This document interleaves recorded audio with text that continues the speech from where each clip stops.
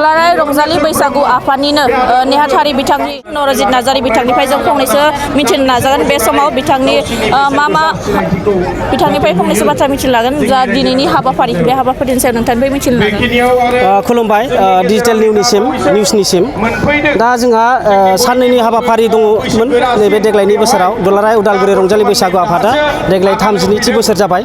दा बेवहाय जोंहा गुबुन बोसोरनि बायदि दिन हिसाबै जों लानो हायासै। गुबुन बोसोराव जोङो सानब्रै बा सानथाम बिदि लायोमोन, नाथाय जों मोनसे माखासे टेकनिकेल प्रब्लेमनि थाखाय सानसेल' लाबाय आरो बे सानसेखौनो जों गोग्गोमै खुंनो आखायाव लादों, जेराव जोङो बैसागि सिख्ला मोसानाय आरो गेवलां मोसानाय बादायनाय बे मोननै हाबाफारिखौ लादों आरो मोनाबिलियाव जोंहा हारिमु बिलिफांखौ लानाय जादों। जोंनि उदालगुरि डिस्ट्रिक्टनिनो मुंदांखा मेथाइ खनगिरि बिथांमोनखौ जों लेंहरनाय जादों।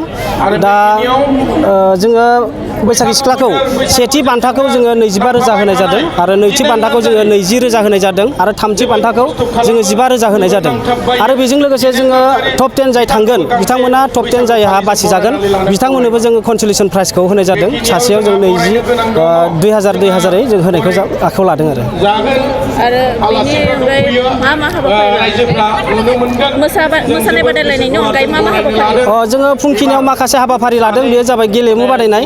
जोंहा बे गेलेमु बादायनाया बगलरिं दावदै नागिरनाय, बोरला गावनाय आरो बिफां बोफायनाय आरो मोनसेया हांसो हमनाय, बे गेलेमुखौ जोङो होदेरनाय जादों फुंखिनियाव। दुलाराय रंजालि बैसागु हारिमु आफादा बे हाबाफारिखौ फैयै 32 बोसोर जाबाय। बे समाव मा बुंनो नोंथाङा बेसेबां गोजोननाय मोनदों जे इसेबां बोसोर जानानैबो नोंथांमोना बे हाबाफारिखौ खुंफुंगासिनो दं? मा बुंगोन बे समाव? बे खोब मोजां, खारन बे दिनैसिम 32थि बोसोर जाफैबाय।